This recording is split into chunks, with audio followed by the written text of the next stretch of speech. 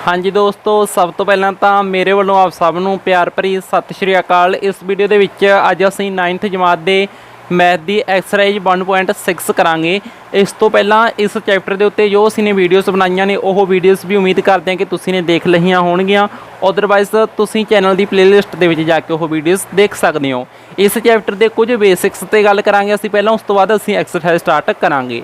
सब तो पहलां तां तुसीं ये चीज़ां बारे जाणो कि घात की हुंदा ते आधार की हुंदा। जिवें ये आधार है, इहदी असीं ने घात लिख लई, मान के चलो 2। इस नूं असीं ने गुणा करना है b दे नाल, b दी घात 2। तो हुण इत्थे की ने साडे कोल आधार a है, इत्थे आधार की है b, ये उपर वाला की है घात, ठीक है जी घात। तो हुण इत्थे देखो जिहड़े घातां ने वो आपस दे विच सेम ने, तो जद असीं इन्हां नूं गुणा करांगे तो असीं लिख सकते हैं भी a b, यानी कि a ते b दी गुणा करके सारे दी घात 2 लिख सकते हैं। तो यह हो गई इसकी एक प्रॉपर्टी, इहदे नाल रिलेटेड कुछ तुहानूं प्रॉपर्टीज़ दस दिंदे आ। उस तो बाद सैकेंड होएगी जेकर बेस सेम होन, घातां अलग अलग होन। हुण इत्थे देखो जी, इत्थे ए यानी कि आधार की है, बेस मीनस आधार की है कि आधार ए है, आधार ए है, घातां अलग अलग ने। तो हुण इत्थे आधार सेम है तो असीं की कर सकते हैं, घातां नूं जोड़ सकते हैं। 2 जोड़ 3 बराबर ए दी घात कितना लिख सकते हैं, इनू 5 लिख सकते हैं। तो जब आधार सेम होण तो घातां की हो जांदियां ने, जुड़ जांदियां ने। तो उस तो बाद असीं नैक्सट गल करते हाँ कि जेकर ए स्केयर ए क्यूब लै लो, ए दी घात 3 है अते हेठां बी दी घात साडे कोल है 3, ठीक है जी। हुण देखो इत्थे की घातां सेम ने, आधार अलग अलग ने, करना की है, इन्हां नूं डिवाइड करना है, ठीक है जी, भाग करनी है। तो इत्थे इनू असीं इस तरह लिख सकते हैं ए बटे बी सारे दी घात 3। भाव जो इत्थे कीता सी कि घात कॉमन आ गई, 1 टाइम रह गई 2। इस तरह इत्थे दोनों की घात 3 है, तो इनू इकट्ठी करके असीं लिख सकते हैं। तो यदा ओपोजिट भी ट्रू है भी, जेकर इस तरह दिता हो तो इनू इस तरह लिख सकते हैं, इस तरह दिता हो इस तरह लिख सकते हैं, ठीक है जी। यदा ओपोजिट भी ट्रू ही हुंदा है। तो उस तो बाद असीं गल करते हैं, फोर्थ पॉइंट है कि जेकर ए दी घात 3 होवे, ठीक है जी, इनू डिवाइड करना होवे ए दी घात 2 दे नाल। तो हुण इत्थे आधार सेम ने, ठीक है जी, मैं इत्थे आधार सेम सी, गुणा करनी सी तो घातां जुड़ गईयां। हुण आधार सेम ने, असीं ने वंड करनी है तो घातां की हो जाणगीआं, घटाईआं जाणगीआं, यानी कि ए दी घात 3 घटा 2, तो ए दी घात कितनी रह गई 1, ठीक है जी। यह डिवाइड नूं असीं इस तरह भी लिख सकते हैं, ए दी घात 3 ते ए दी घात 2, ठीक है जी, इनू इस तरह भी लिखा जा सकता है। तो यह ट्रिक सी। यह 4 ते 1 5वां पॉइंट होर लिखो कि जेकर ए दी घात 2 है, ब्रैकेट पा के होल स्केयर यानी कि होल क्यूब ए दी घात 2 सारे दी घात अगे फिर कुछ अंक दिता गया। जिमें देखो ए दी घात 2 है तो सारे दी ब्रैकेट पा के घात फिर 3 दे रखी है। तो इत्थे की होंदा, घातां दी मल्टीप्लाई हो जाती है, यानी कि ए दी घात कितना बन जाएगा 6। तो घातां दी असीं ने की करनी होंदी है, इत्थे गुणा करनी होंदी है। ये कुछ ट्रिक्स ने, तुसीं इन्हां नूं नोट जरूर कर सकते हो। उस तो बाद असीं यह सवाल करते हैं, यह सवाल स्टार्ट करने तो पहले तुहानूं एक रिक्वेस्ट करांगा कि तुसीं 1 तो 30 तक वर्ग अते 1 तो 30 तक घन, यह 2 चीज़ां जरूर याद कर लवो, क्योंकि ये इंपोर्टेंट ने, तुहानूं काम दिंदे रहिंदे ने, एक्सट्रा नॉलेज दे लई भी तुहानूं ये काम आउणगे। हाँ जी, इस तो बाद असीं गल करते हैं कि देखो 64 है, 64 नूं असीं किन्ने दी घात 2 च लिख सकते हैं। 64 नूं असीं 8 दी घात 2 लिख सकते हैं, 64 नूं असीं 8 दी घात 2 लिख सकते हैं। तो हुण इहदी सारे दी बार घात कितनी है, 1/2 है। 64 नूं असीं 8 दी घात 2 लिख सकते हैं, तो सारे दी जिहड़ी बार घात पई है साडे कोल 1/2 पई है।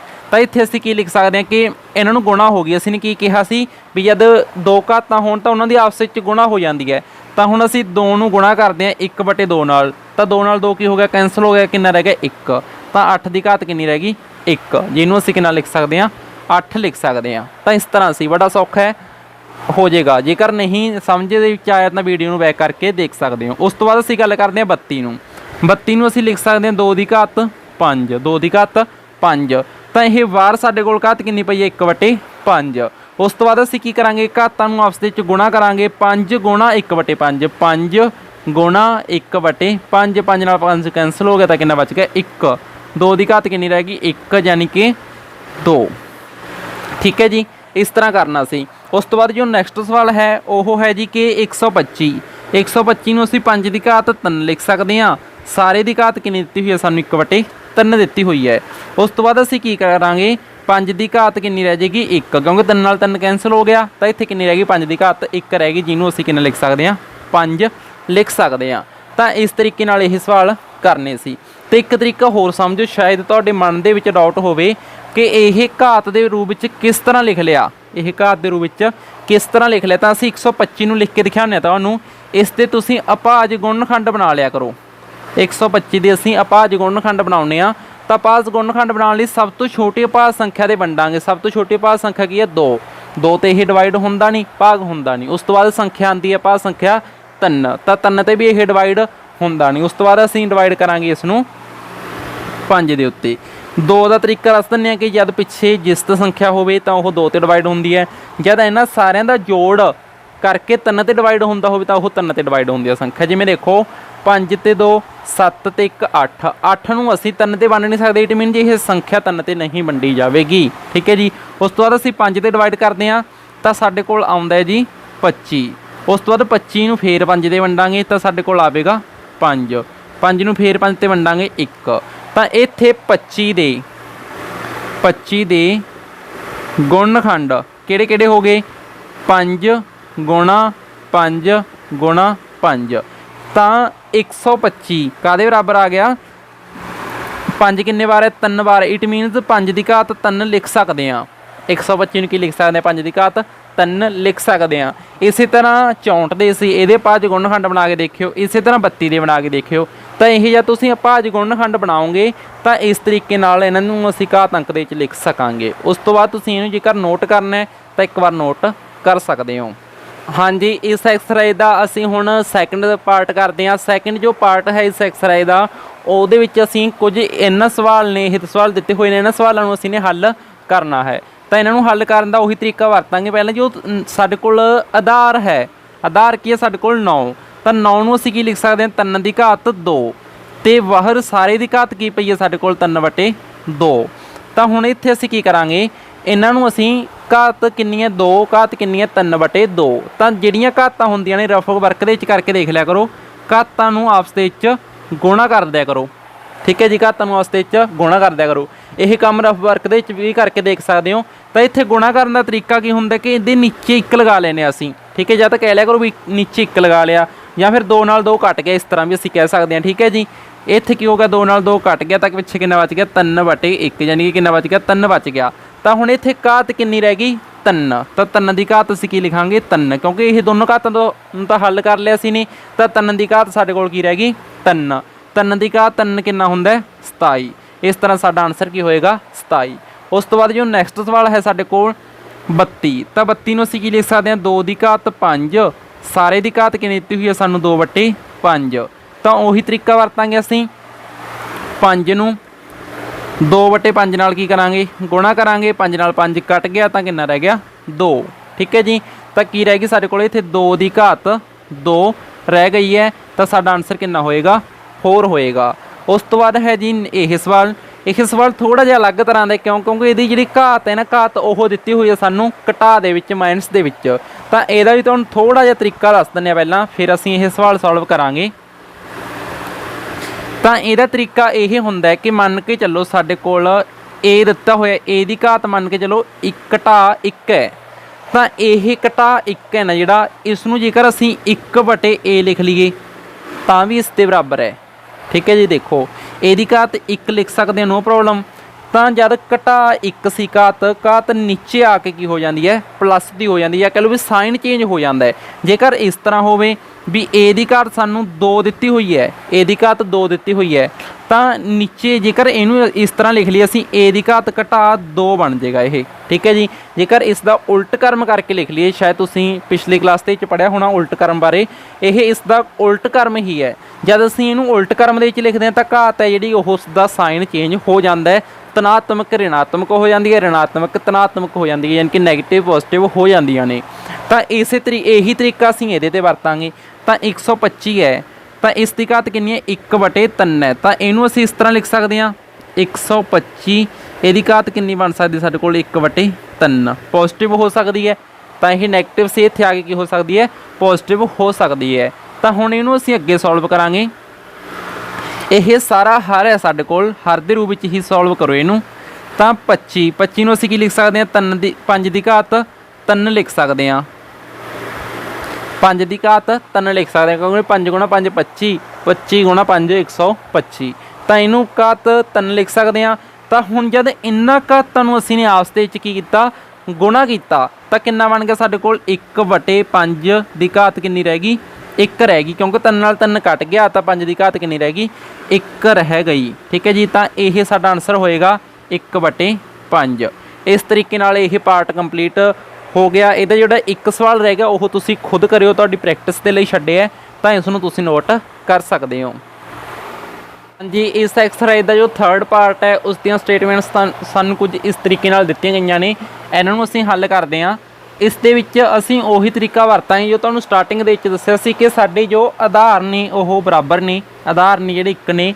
ਤਾਂ ਹੁਣ ਅਸੀਂ ਘਾਤਾਂ ਨੂੰ ਕੀ ਕਰਾਂਗੇ ਜੋੜ ਦੇਵਾਂਗੇ, ਯਾਨੀ ਕਿ 2 ਦੀ ਘਾਤ ਕਿੰਨੀ ਬਣੇਗੀ ਸਾਡੇ ਕੋਲ 2/3 ਜੋੜ 1/5। 2 ਦੀ ਘਾਤ 2/3 ਸੀ, 2 ਦੀ ਘਾਤ 1/5 ਸੀ, ਤਾਂ 2 ਦੀ ਘਾਤ ਕਿੰਨੀ ਬਣ ਗਈ 2/3 ਜੋੜ 1/5। ਇਹ ਜਿਹੜਾ ਜੋੜ ਘਟਾ ਦਾ ਕੰਮ ਹੁੰਦਾ ਕਾਹਦੇ 'ਚ ਕਰਨਾ ਹੁੰਦਾ ਰਫ ਵਰਕ ਦੇ ਵਿੱਚ। ਠੀਕ ਹੈ ਜੀ, ਰਫ ਕੰਮ ਦੇ ਵਿੱਚ ਕਰਨਾ ਹੁੰਦਾ। ਤਾਂ ਰਫ ਕੰਮ ਦੇ ਵਿੱਚ ਕਰੋ 2/3